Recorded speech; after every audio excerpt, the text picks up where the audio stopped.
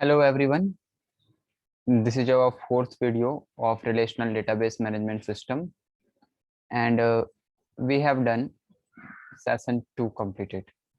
We have done with session 2 and now we are continuing our session 3 in this video with the topic of differential integrity. इस video में हम differential integrity के बारे में सीखने वाले हैं। ये जो अदर टॉपिक्स हैं सेशन 3 के, ये ऑलरेडी कंप्लीट हो चुके हैं लास्ट वीडियो में। ये जो 5 टाइप्स के टॉपिक्स यहाँ पे दिख रहे हैं, अभी स्क्रीन पे अपीयर हो रहे होंगे, ये सभी लास्ट वीडियो में हम डिस्कस कर चुके हैं। So today in this video we will learn about differential integrity, and at the end of this video you will have an assessment and as well as activity also. Whenever we complete one session, so there will be activity for you and there will be assessment for you. So you need to do that thing, okay? So let's start our topic, differential integrity. These are the things already have been done by us. See, differential integrity, basically it is a concept. It is a concept by which we can maintain our data with more accuracy, with more consistency. Let me turn off my video. Okay. Now the screen will be appear to you very wisely. So what is differential integrity? See, as I already briefed you in my last videos that there are some notes inside of these slides for you, so you can note down for them. You can note down them, but you need to understand the things, okay? Differential integrity क्या होता है? Whenever we maintain a data, हम क्या कर रहे हैं database management system में? भाई डेटा को मेंटेन कर रहे हैं। अब डेटा को मेंटेन तो कर रहे हैं, लेकिन डेटा एक्यूरेट भी होना चाहिए। अब ये एक्यूरेट का कंडीशन तब आ जाता है जब हम दो टेबल्स को लिंक करते हैं। रिमेंबर द कॉन्सेप्ट, प्राइमरी की एंड फॉरेन की। फॉरेन की क्या करता है? दो टेबल्स में रिलेशन एस्टेब्लिश करता है, और जब हम दो टेबल में रिलेशन एस्टेब्लिश करते हैं तो देयर आर सम चांसेस कि वहां पे एरर प्रेजेंट हो जाए। जैसे एक एग्जांपल के फॉर्म में हम लेते हैं, सपोज मेरे पास एक टेबल है जहाँ पे मेरे पास स्टूडेंट्स हैं। मैंने कहा name, roll number and admission number. वहीं ये स्टूडेंट हैं जो मेरी लाइब्रेरी से बुक्स इशू करते हैं। तो मैं name, roll number, admission number में से मैंने फर्स्ट टेबल में, ये मेरे पास स्टूडेंट्स की डिटेल है, यहाँ पे मैंने एडमिशन नंबर को प्राइमरी की सेट कर दिया है, ठीक है। अब मेरे पास सेकंड टेबल बनाई मैंने, जहाँ पर मैं लाइब्रेरी में बच्चों को बुक्स इशू कर रहा हूँ। तो उसके लिए मैंने टेबल बनाई, मैंने कहा बुक नेम होना चाहिए, बुक का सीरियल नंबर होना चाहिए,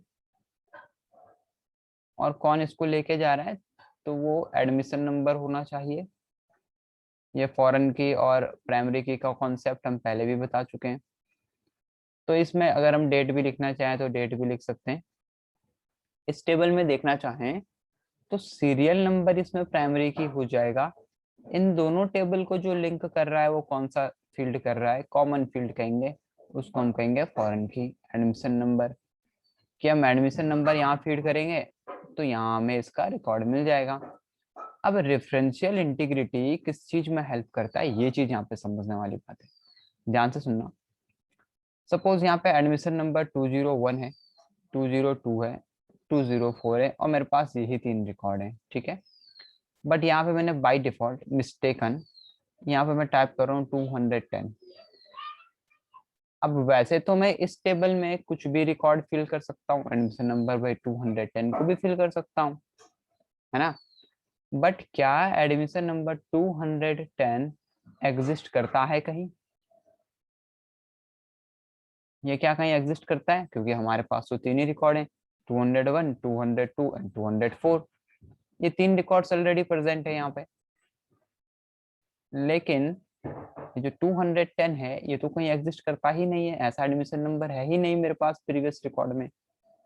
हालांकि मैं इस टेबल में तो फिल कर सकता हूँ, लेकिन यहाँ रिकॉर्ड नहीं है। जब मैं ढूंढने जाऊंगा 210 कहाँ है मेरे पास, तो यहाँ तो कोई रिकॉर्ड ही नहीं है। तो ये क्या हो गया, इसको हम कहते हैं ये एरर आ गया है, क्योंकि हमने ऐसा वैल्यू इसमें फीड कर दिया है जिसका कोई रिकॉर्ड है ही नहीं।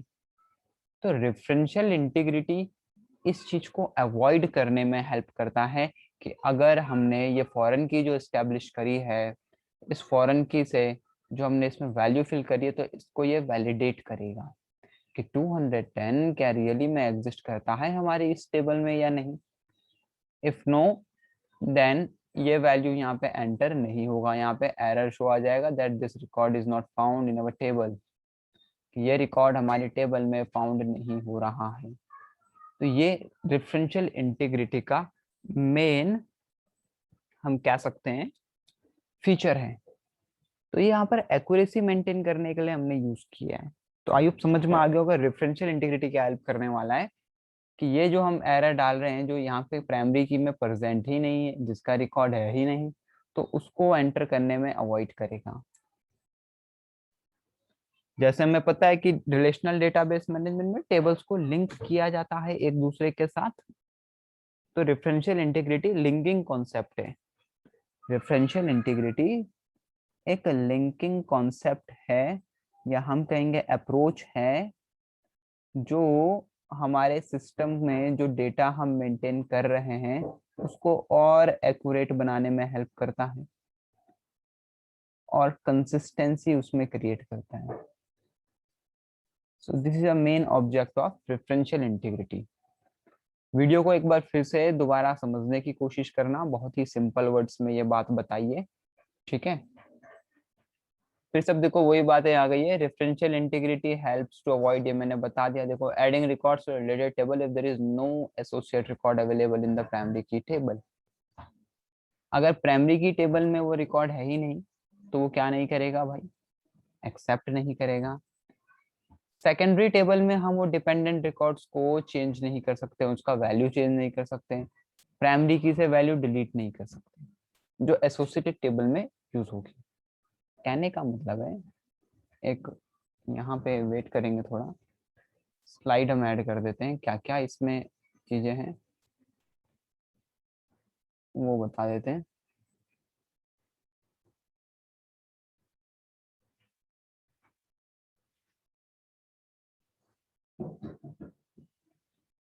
देखो भाई, सपोज मैंने कहा अभी यहाँ पे मेरे पास दो टेबल हैं, table 1 student details,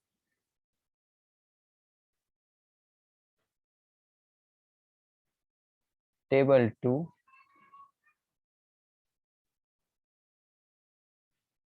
book issue details. ठीक है, ये दो चीजें हमारे पास प्रेजेंट हैं। अब स्टूडेंट डिटेल्स की अगर हम बात करें, तो मेरे पास सपोज नेम है, ज्यादा फील्ड में यहाँ पे नहीं लिखूंगा, नेम, रोल नंबर, क्योंकि हम पहले भी डिस्कस कर चुके हैं, और यहाँ पे लिख दिया admission number.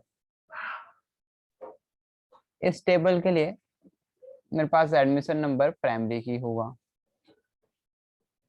Book issue details में मैं लिखूंगा इशूइंग डेट, डेट लिख सकते हैं, बुक का नेम। अब ये बुक कौन इशू कर रहा है, तो मैं यहाँ से फील्ड चूज करूंगा, तो मैं ये फील्ड चूज कर लूंगा एडमिशन नंबर का, मैं ये फील्ड चूज कर लूंगा एडमिशन नंबर का, और मैं यहाँ पे और डिटेल भी ऐड कर सकता हूँ, बट एज ऑफ नाउ इतना ही काफी होगा।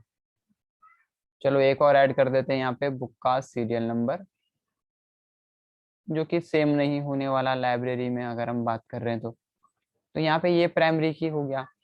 ये दोनों के दोनों टेबल एक दूसरे में किस चीज से एसोसिएटेड है, तो हम कहेंगे एडमिशन नंबर से एसोसिएटेड है। एडमिशन नंबर यहाँ पर भी प्रेजेंट है, यहाँ पर भी प्रेजेंट है, तो ये दोनों टेबल एडमिशन नंबर फील्ड के साथ एक दूसरे से लिंक करते हैं, तो हमने इसको कह दिया कि ये बन गया फॉरेन की बना है इस टेबल में, ठीक है। फर्स्ट टेबल में नहीं बनाया, फर्स्ट टेबल में तो प्राइमरी की ही रहेगा, सेकंड टेबल में बन गया फॉरेन की। मेरे पास रिकॉर्ड प्रेजेंट है 101 का, 102 का, 104 का, 105 का। मैं यहाँ सपोज मिस्टेक से 109 फीड कर दिया, तो क्या 109 रिकॉर्ड है यहाँ present?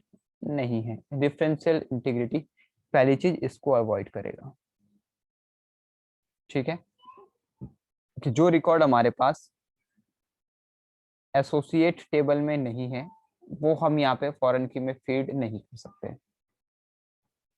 Once the record has been feeded, suppose मैंने यहाँ पे 102 फीड कर दिया है, अब मैं 102 का रिकॉर्ड यहाँ पर क्या नहीं कर सकता, एडिट नहीं कर सकता, क्योंकि एडिट करने से 102 का मैं एडमिशन नंबर, ये जो नंबर है ये मैं चेंज नहीं कर सकता। इसके एसोसिएटेड रिकॉर्ड्स में चेंज कर सकता हूँ। 102 जब मैंने यहाँ फिल करा, हो सकता है इसका रोल नंबर पहले 3 रहा हो अब 5 हो गया हो, मैं इसे चेंज कर सकता हूँ, नेम चेंज कर सकता हूँ।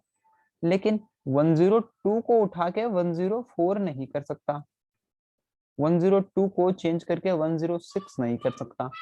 ये डिफरेंशियल इंटीग्रिटी अवॉइड करता है। अगर मैं ऐसा कर दूंगा तो क्या होगा, यहाँ मैं 102 का रिकॉर्ड ढूंढने आऊंगा तो यहाँ मुझको मिलेगा ही नहीं, क्योंकि 102 तो 106 में कन्वर्ट हो गया है, ठीक है। तो ये डिफरेंशियल इंटीग्रिटी के मेन पर्पस हैं। आई होप ये बात समझ में आ गया होगा कि डिफरेंशियल इंटीग्रिटी क्या करता है। इसको एक बार फिर से वीडियो को रिवाइंड करके सुन लेंगे सभी लोग, ठीक है, कि क्या क्या हम लोगों ने इसमें डिस्कस।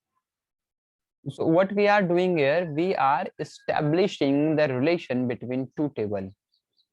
हम दो टेबल में रिलेशन एस्टेब्लिश कर रहे हैं।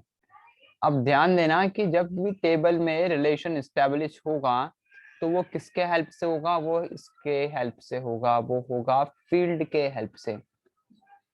भाई दो टेबल को अगर हम क्या करेंगे, एक दूसरे के साथ रिलेट करेंगे तो हम लोग फील्ड का यूज करेंगे। फील्ड मतलब जैसे नेम है, रोल नंबर है, एडमिशन नंबर है। भाई एडमिशन नंबर ही तो हमने यूज किया दोनों को एक दूसरे के साथ एसोसिएट करने से, एडमिशन नंबर को फॉरेन की का मान लिया है, एडमिशन नंबर को फॉरेन की हमने ले लिया है, ठीक है।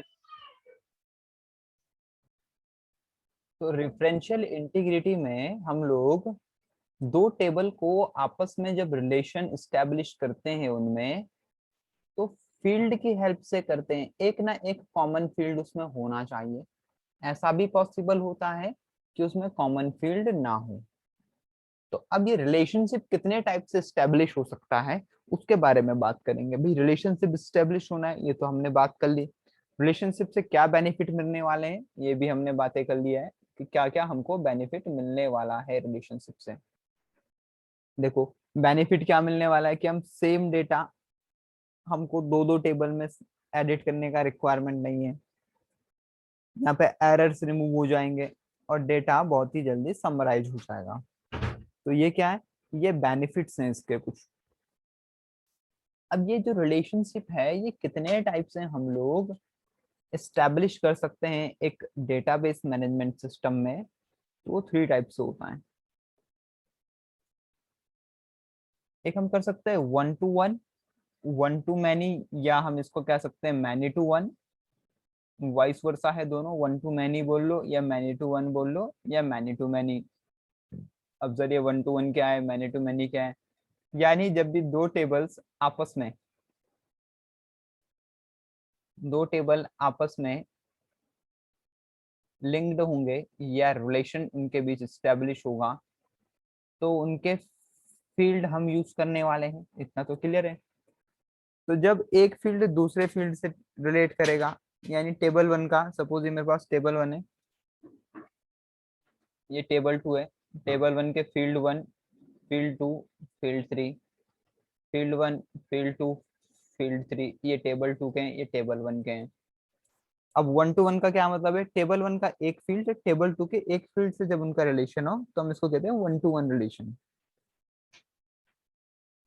जब टेबल 1 का एक फील्ड टेबल 2 के सभी फील्ड से, या 2 फील्ड, 3 फील्ड, 4 फील्ड से रिलेशन हो तो हम कहते हैं 1 to many या many to 1 कह सकते हैं उसको।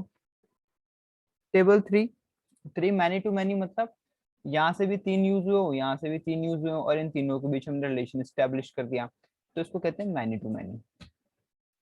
अब इन तीनों के बारे में बातें कर लेते हैं थोड़ी सी और। वन टू वन रिलेशनशिप में क्या होता है कि दोनों टेबल्स के बीच में, देखो भाई, दो टेबल को हम आपस में क्या कर रहे हैं, लिंक कर रहे हैं, रिलेशन स्टैब्लिश कर रहे हैं। तो वन टू वन में दोनों टेबल्स के बीच में एक एक फील्ड का आपस में रिलेशन होता है, और दोनों टेबल में प्राइमरी की का होना बहुत कंपल्सेशन होता है भाई। विदाउट प्राइमरी की वन टू वन रिलेशन नहीं हो सकता। विदाउट प्राइमरी की वन टू वन रिलेशन नहीं हो सकता है। अब इसका क्या मतलब है, देखो यहाँ पे हमने एग्जाम्पल का एक स्क्रीनशॉट लेके रखा है, देख सकते हैं कि टेबल 1 मेरे पास है एम्प्लॉय EMP, टेबल 2 है DEPT। One to one relationship के मैंडेटरी फील्ड क्या है कि दोनों टेबल्स का प्राइमरी की होना चाहिए। जैसे ये प्राइमरी की का साइन है, एक चाबी जैसा। अब क्या करते हैं, इन दोनों के बीच रिलेशन स्टैब्लिश हो जाता है। तो जब भी दो टेबल्स के प्राइमरी की के बीच हम रिलेशन स्टैब्लिश करते हैं तो उसको कहते हैं one to one relation. Table 1 का एक फील्ड, टेबल 2 का भी एक ही फील्ड का रिलेशन। तो यहाँ पे हमेशा एक एरो आ जाएगा वन टू वन। ये भी प्रैक्टिकल करके दिखाएंगे कि हम रिलेशन को एस्टैब्लिश कैसे करते हैं, how do we establish relation. So what are the necessary condition for one-to-one relationship? That both the table should contain primary key. दोनों के दोनों टेबल्स प्राइमरी की कंटेंट्स करने चाहिए। यहाँ पे EMP में प्राइमरी की EMP ID है, और DEPT में DEPT ID। EMP refer to employee, DEPT refer to department। तो ऐसे रिलेशन जहाँ पे एक एक फील्ड दोनों में आपस में कोरिलेट करता हो उसको कहते हैं one to one relationship. Now come to one to many relationship. One to many में क्या होता है, जो वन फील्ड हम चूज करेंगे ना वो हमेशा प्राइमरी की का फील्ड होना चाहिए। जैसे वन टू मैनी समझ आ गया होगा कि एक टेबल में प्राइमरी की का होना कंपलसरी है, दूसरे टेबल में नहीं भी होगा तो भी चलेगा, but at least one table should have one primary की which is to be associated with all the field of other tables fields। वो जो प्राइमरी की का फील्ड हमने चूज किया है उसने एसोसिएट होना है टेबल 2 के सारे फील्ड के साथ। सारे का मतलब दो से ज्यादा, या दो यानी एक से ज्यादा तो होना ही चाहिए। तो ऐसा टाइप के रिलेशन को कहा जाता है वन टू मैनी रिलेशनशिप, जब एक फील्ड का बहुत सारे फील्ड्स के साथ रिलेशन हो लेकिन दोनों अलग अलग टेबल के हैं। यहाँ पे एम्प्लॉय में एम्प्लॉय आईडी हमने प्राइमरी की सेट किया हुआ था, डिपार्टमेंट में कोई भी प्राइमरी की सेट नहीं किया है। तो यहाँ पे देखने को मिल रहा है कि एक फील्ड का बहुत सारे फील्ड के साथ रिलेशन हमने स्टैब्लिश यहाँ पे किया है। And the last one is many to many relationship. यहाँ पर कोई भी कंपल्सेशन नहीं है कि प्राइमरी की होना ही होना चाहिए। यहाँ पे दोनों टेबल्स में प्राइमरी की नहीं होगा, और दोनों टेबल्स के मल्टीपल्स फील्ड को हम एक दूसरे के साथ एसोसिएट कर सकते हैं। तो इस टाइप के रिलेशन को हम कहते हैं मैनी टू मैनी रिलेशनशिप। तो ये तीन टाइप के रिलेशनशिप रेफरेंशियल इंटीग्रिटी में यूज किए जाते हैं। Now how do we remove the relationship. जो रिलेशनशिप स्टैब्लिश हो जाएगा उस पर राइट क्लिक करके डिलीट कर देंगे। ये सारी बातें अभी प्रैक्टिकल के हेल्प से दिखाते हैं कि रिलेशनशिप को कैसे स्टैब्लिश किया जाता है और कैसे उसे डिलीट किया जाता है। And now this is an activity for you, and there are some questions for you also. I will let you know after the practical। पहले प्रैक्टिकल करके देखेंगे, फिर हम बताएंगे कि क्या क्या यहाँ पे क्वेश्चंस आपके लिए रखे हुए हैं, क्या असेसमेंट है, क्या एक्टिविटी है। and you need to note down that activity and send it to me।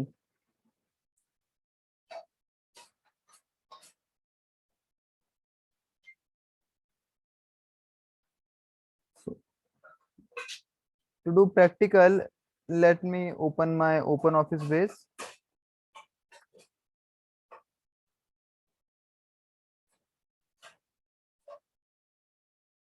Database, अब तो इसके साथ सभी लोग फैमिलियर हो चुके होंगे। एक रिकॉर्ड नाम का डेटाबेस हमने क्रिएट किया है, उसी पे हम सारा वर्क कर रहे हैं। देखो, बहुत बार हमारे पास क्वेश्चन आ जाता है that how can we establish a relationship between two tables, note down the step. So you need to note down the step as well. There are some tables available in this database: bill report, book record, employee details, employees, student record. तो ये कुछ हमारे पास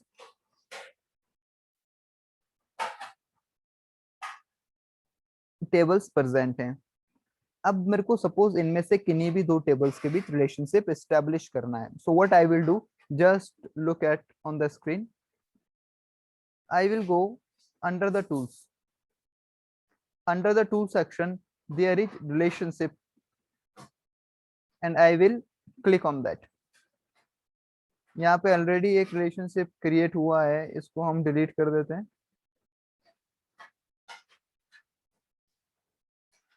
ये delete कर दिया गया है। इसको सेव करने के बाद as of now I am just closing this. एक रिलेशन वहां पे पहले से एस्टेब्लिश हो चुका था। चलिए फिर से एक बार जाते हैं tools. Under the tool there is relationship.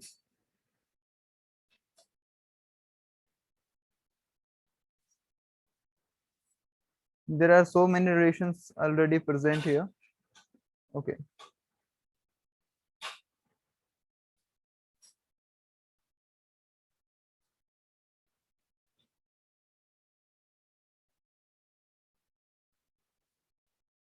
So now, when there will be no relationship present in an existing database, then this window will become. जब हम अंडर द टू रिलेशनशिप में क्लिक करेंगे तो इस टाइप का window सामने आ जाएगा। तो suppose employee details and bill report, ये दो चीजें हम ऐड कर लेते हैं। हमने इन दोनों के बीच रिलेशनशिप को क्या करना है, यहाँ पे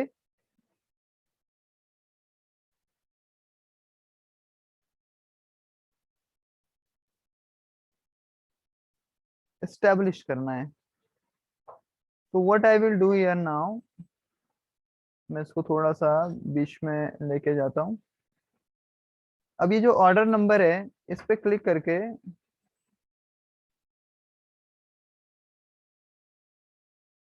वेट फॉर अ व्हाइल।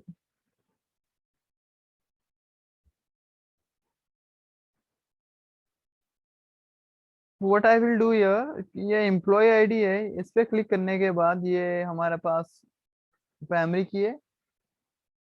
इसको डबल क्लिक करते ड्रैग करेंगे और यहाँ पे आके क्लिक कर देंगे।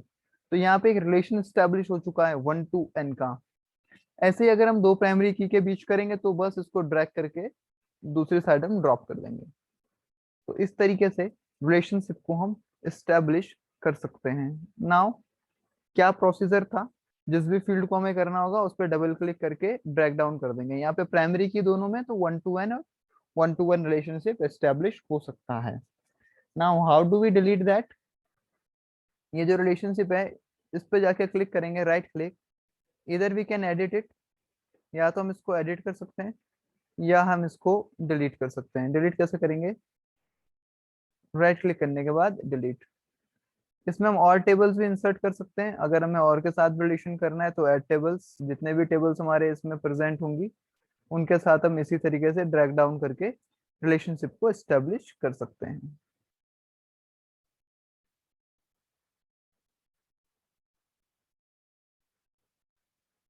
Now come to the activities.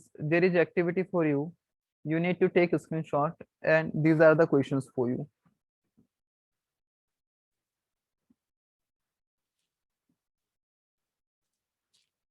So for this session, this is it. We have done session number 3 as well. From our next video, we will focus on, or we will continue with session number 4. Till then, thank you. Do your study and focus on this practical of computer.